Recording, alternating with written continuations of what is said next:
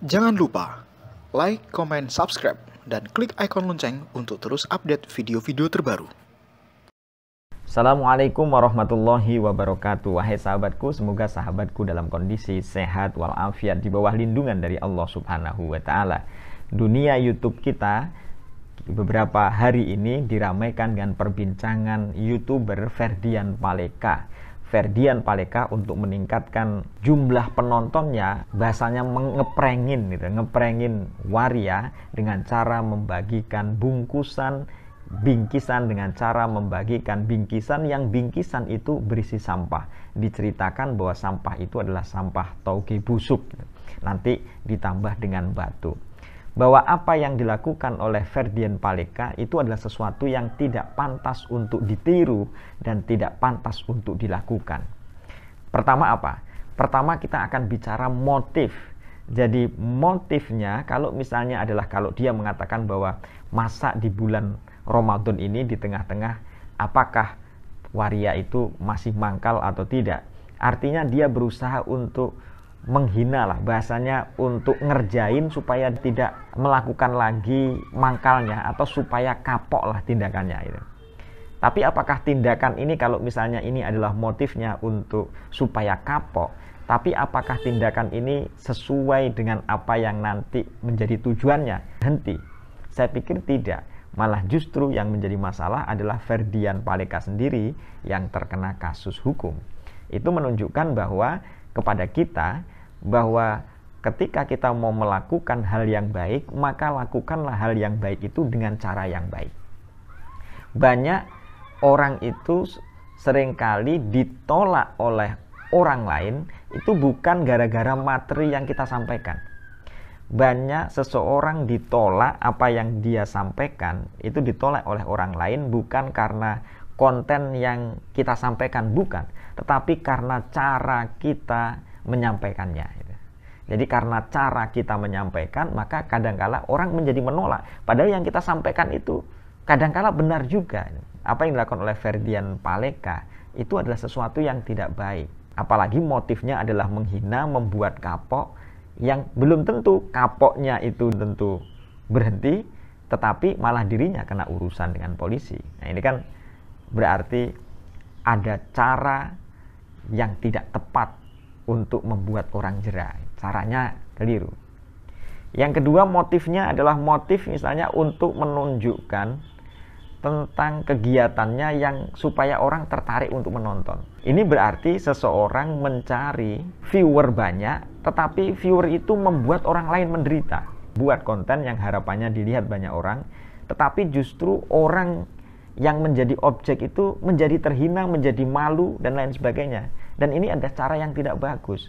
Itu sama saja kalau misalnya YouTube itu nanti menghasilkan uang, berarti uang yang diperoleh adalah melalui cara-cara yang tidak bagus karena merendahkan derajat orang lain, menyebabkan orang lain tersiksa, menyebabkan orang lain itu menderita. Berarti kita ini mendapat uang dari penderitaan orang lain. Karena kan YouTube sebagaimana media-media lainnya fungsinya banyak. Satu, YouTube itu bisa berfungsi sebagai dakwah, menyerukan kebaikan dan mendorong orang untuk meninggalkan hal yang tidak baik. Ini yang tingkatan yang paling tinggi ini, yaitu adalah sebuah konten yang menyeru orang lain untuk termotivasi menjadi yang lebih baik dari sebelumnya, serta meninggalkan kegiatan aktivitas yang tidak baik.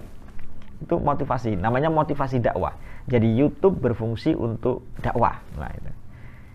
Yang kedua, juga bisa memberi informatif. Jadi YouTube media bisa menjadi informasi ketika orang lain tidak tahu, dia menjadi tahu. Bersifat pengetahuan. Oh, ternyata dengan melihat konten itu orang menjadi tahu, awalnya tidak tahu menjadi tahu, awalnya tidak berpengetahuan menjadi berpengetahuan. Ini sangat bagus. Ada juga yang fungsinya adalah rekreatif. Fungsi rekreatif. Fungsi rekreatif itu awalnya dia sumpek, dia mengalami masalah, dia mengalami konflik, lalu kemudian dia melihat konten kita, dia bisa tersenyum, dia bisa tertawa, dia bisa bahagia, tapi kontennya tidak merendahkan orang lain. Jadi ada fungsi dakwah, ada fungsi informatif, ada fungsi rekreatif. Jadi orang bisa tertawa. Nah, Ferdian Paleka ini masuk dalam kategori mana. Kalau kategori untuk mendapatkan uang itu kan akibat saja, wahai sahabatku. Jadi kalau kita memberi berita yang sifatnya adalah informatif, lalu banyak orang suka, kita mendapatkan uang, alhamdulillah. Kalau misalnya kita memberikan sesuatu yang sifatnya rekreatif, lalu kita banyak orang yang nonton, kita mendapatkan uang, alhamdulillah. Kalau misalnya apalagi kalau motivasinya dakwah, karena dakwah itu banyak saluran, diantaranya saat ini adalah dakwah yang bisa sampai menyasar ke ruang-ruang privat sekalipun melalui HP, melalui Android, orang bisa melihatnya, tidak jadi masalah, boleh-boleh saja menggunakan media YouTube itu dakwah, karena bisa menyasar ke semua orang gitu. Dan kalau dari akibat dakwah itu kemudian memunculkan uang, tidak jadi masalah gitu. Tapi yang jadi masalah adalah mencari uang lalu menggunakan konten yang konten itu tidak bagus dan tidak baik. Akhirnya mendorong orang untuk benci, mendorong orang untuk saling membenci, mendorong orang untuk saling menyakiti, ya itu kan tidak bagus. Kita harus ingat bahwa siapa yang membuat konten bagus, kemudian konten bagus itu ditiru oleh banyak orang, menginspirasi banyak orang untuk bertindak sebagaimana apa yang dia sampaikan dalam video, misalnya dalam YouTube itu, maka dia akan mendapatkan pahala. Man sanna sunnatan hasanatan falahu ajruha wa ajru man amila biha. Dia sendiri yang membuat konten karena menginspirasi banyak orang, orang bisa berubah gara-gara dia akan dapat pahala. Dan ketika orang lain itu berubah lalu mengamalkan apa yang dia tonton itu kepada aspek yang baik tadi, maka dia pun akan mendapatkan pahala dan orang yang membuat video itu dapat pahala juga. Tapi sebaliknya, man sanna sunnatan sayyi'atan falahu wizruha wa wizru man amila biha. Ini hati-hati. Barang siapa yang membuat konten, yang konten itu membuat orang lain ini berbuat jahat, maka kita pun berdosa, dan orang yang berbuat jahat gara-gara terinspirasi dari video kita itu, maka kita pun akan mendapatkan dosa kalau misalnya orang itu berbuat apa yang sesuai dengan video kita itu. Jadi meniru video kita, kita pun yang membuatnya jadi dapat dosa juga, karena kita menginspirasi dia untuk berbuat dosa, gitu, berbuat kejelekan, berbuat sesuatu yang tidak baik. Nah, itu. Jadi kalau misalnya kita membuat konten, jangan ditiru model-model yang Ferdian Paleka ini, karena itu adalah sesuatu yang tidak baik, bisa menginspirasi orang untuk berbuat yang tidak baik. Itu dari sisi motif. Yang kedua adalah kalau misalnya si Ferdian Paleka menganggap bahwa apa yang dilakukan oleh waria itu adalah bagian dari masalah sosial misalnya, maka itu bukan wilayahnya Ferdian Paleka, bukan wilayahnya dia. Kalau ini masalah sosial, harusnya kan ditangani dengan pihak-pihak yang berwajib, bukan dirinya. Memang dengan cara memberi bingkisan yang sifatnya sampah tadi itu, lalu warianya bisa berubah, kan tidak, malah justru berbalik kepada dirinya. Jadi kalau itu dianggap sebagai bagian dari masalah sosial, maka dia harus bekerja sama dengan aparat itu, kalau itu dianggap sebagai masalah sosial. Kemudian yang ketiga, kalau misalnya itu dianggap sebagai masalah agama, tapi apa benar Ferdian Paleka itu menganggap ini adalah bagian dari masalah agama misalnya? Yang kalau ini misalnya dianggap bagian dari masalah agama, maka Ferdian Paleka berarti tidak memahami konsep-konsep yang ada dalam Islam, bahwa dalam Islam itu ada istilah khunsa. Coba kalau misalnya kita melihat kitab-kitab klasik, referensi-referensi fikih ulama masa lalu tentang bab sholat saja misalnya, bagaimana kalau posisi khunsa, bolehkah dia mengimami jamaah perempuan, apakah perempuan itu kalau misalnya berkumpul dengan khunsa, bagaimana hukumnya, kalau berkumpul antara ada laki-laki, ada khunsa, lalu ada anak kecil, ada perempuan, itu siapa yang akan menjadi imam, itu dibahas di dalam kajian-kajian fikih gitu. Artinya khunsa itu ada dalam kajian fikih.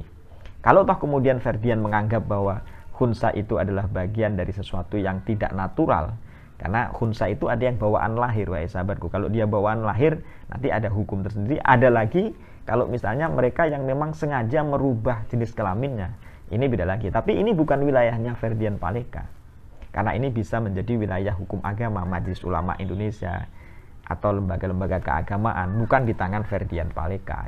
Jadi dengan motif apapun tadi, baik motif untuk menghina, mengingatkan, membuat jera, maupun motif sebagai kasus sosial, motif keagamaan, itu tindakan yang tidak dibenarkan. Kemudian kalau misalnya kita melihatnya lagi dari sisi Ferdian Palekanya. Ferdian Paleka ini kan masih muda. Coba ingat bagaimana Bung Karno itu mengatakan bahwa saya membutuhkan 10 orang pemuda untuk membangun bangsa ini. Artinya kalau Ferdian Paleka umurnya masih 20 tahunan, itu berarti usia-usia yang produktif, usia-usia remaja, usia-usia dewasa, yang dia ini adalah bagian dari harapan bangsa. Jadi bangsa ini mau akan dibawa kemana kalau misalnya generasi muda memiliki sifat-sifat yang sifatnya negatif kayak begitu. Jadi kita membutuhkan generasi muda yang produktif, generasi muda yang memiliki pikiran positif, generasi muda yang bisa dia membuat gebrakan-gebrakan baru, inovatif, inovasi, dan lain sebagainya. Itu yang kita harapkan. Pada sisi yang lain, tindakan itu dilakukan pada bulan Ramadan sekaligus dalam masalah COVID-19. Ini kan jadi problem yang tumpuk-tumpuk itu. Di bulan Ramadan umat Islam itu harus memberikan contoh yang bagus. Bagaimana dia harus menahan hawa nafsunya untuk melakukan sesuatu yang tidak bagus, menahan mulutnya, menahan matanya, menahan telinganya, menahan pikirannya, menahan hatinya untuk tidak berpikir dan melakukan hal yang tidak bagus. Sementara pada COVID-19 ini kita juga harus saling menjaga, menenteramkan untuk tidak membuat hati kita menjadi resah dan gelisah gitu. Kata Rasulullah, innama bu'istu liutammima makarimal akhlak. Saya ini diutus untuk menyempurnakan akhlak. Jadi Islam itu berkembang karena akhlak. Coba bagaimana dalam Fathu Mekah sekalipun, dalam perang menaklukkan kota Mekah, kata Rasulullah, anak-anak kecil aman, perempuan aman, orang tua renta aman, bangunan aman, tumbuh-tumbuhan aman. Sampai penghargaan Rasulullah SAW menggunakan akhlak dalam perang sekalipun. Ketika Rasulullah itu diludahi, jalan diludahi, besok diludahi, besoknya lagi diludahi. Ketika tidak diludahi, Rasulullah bertanya, di mana orang yang biasa meludahi? Dijawab, dia sedang sakit. Rasulullah kan tidak mendendam.